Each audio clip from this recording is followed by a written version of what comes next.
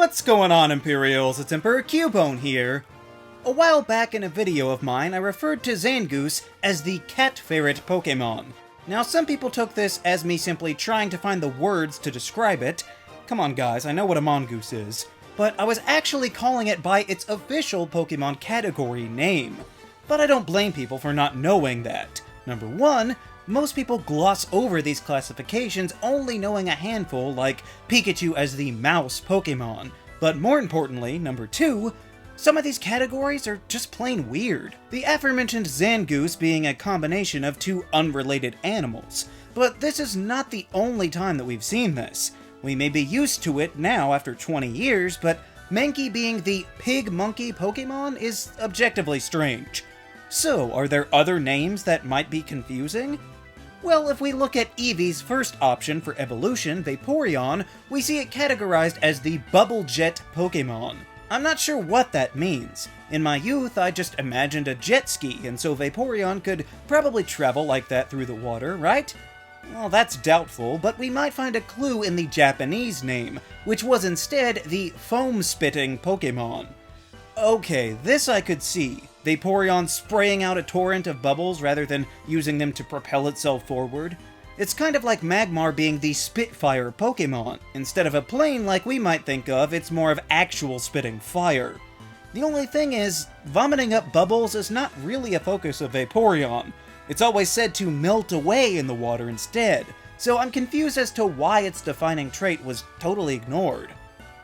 One that I've always raised an eyebrow to comes with Quagsire and Wooper. These Gen 2 Pokémon fall into the waterfish category. I don't know what other fish there are outside of the water, but whatever.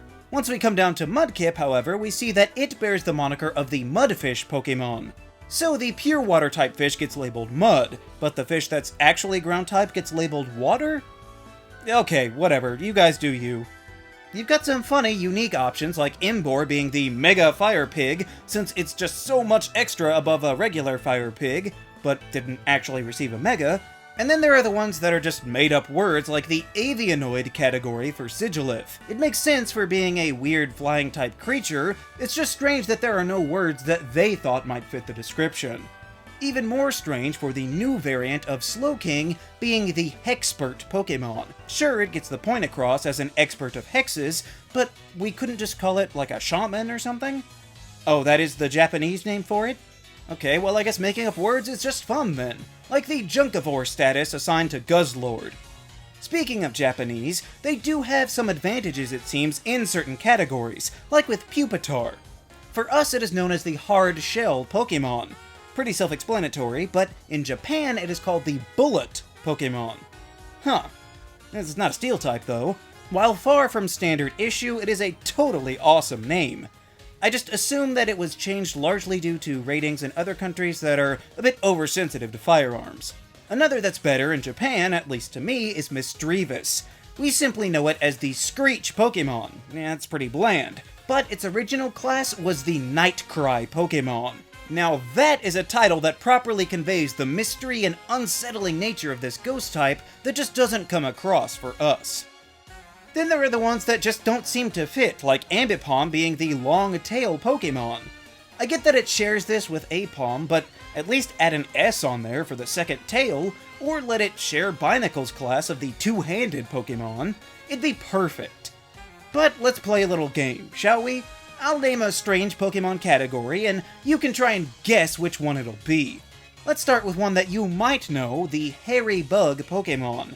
That already narrows it down to one type, so is it Venonat?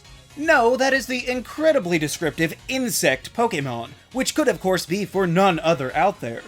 No, the hairy moniker goes with Weedle, obviously. Apparently this Pokémon is not smooth to the touch, but rather would be covered in fibers, like some sort of woolly worm. Just don't brush over those spikes. Another one that you may or may not know is the Polka Dot Pokémon. This category being one of the most disturbing for implying that polka is indeed a thing in the Pokemon universe. But this is the classification for Azurill. To me, I always assumed that this was a reference to its tail, but it might be about its cheeks? If it were covered all over in spots like its final evolution, I would buy it more, but mostly I have a hard time seeing this baby Pokémon partaking in such folk music. But then again, its tail is basically an accordion. If I were to ask you which one might be the wind-veiled Pokémon, what might you say? Some flying type, obviously, like Tornadus or something? Well, that is the Cyclone Pokémon. As it turns out, this one is actually Whimsicott. I'm not sure how the wind obscures these cotton puffs. It seems to me more like they would spread them around everywhere. Just be careful when glancing over this term that you don't read it Wind-Deviled Pokémon, which apparently is quite easy. Alright, so who can tell me what the South Sea Pokémon is? Anyone? Something tropical like Bruxish? That is actually the Gnash Teeth Pokémon, which just makes so much sense because Bruxish does indeed cause weeping and the gnashing of teeth. No, the South Sea Pokémon is Gorbis? Interesting, I'm not even sure what this means. Huntail is the Deep Sea Pokémon, which works with their evolution items, but I'm not sure what's different enough about Gorbis to make it relegated only to southern waters. Well, I guess at the very least this proves that Hoenn is somewhere in the southern hemisphere of the Pokémon world. Can anyone tell me who the Strong Legs Pokémon might be, Anybody thinking of Sarina? I wouldn't blame you, but she's just a fruit Pokémon. This very specific category is only for Zapdos. Not that Zapdos. Clearly this goes to the new Galarian form that runs around instead of flying. It is actually a flying type like the other two, but is firmly planted on the ground, and uses his powerful legs to take him anywhere he needs to go, and boy can they book it. Okay, this one I had no idea, but what do you think the Gripper Pokémon is? Something that lets you hold onto your pencil better? What would that be, like a Metapod? No, the Gripper Pokémon is in fact Dusknoir. I never would have guessed. To help us understand, the Japanese class is the Grasping Pokémon. I suppose that would explain its hand movements in the 3D model, although if you ask me, Dusclops always seem to be a little more handsy.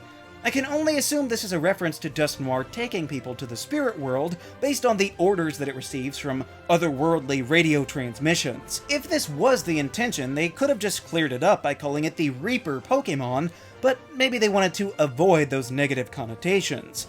I would be more inclined to define it by its terrifying stomach mouth anyway.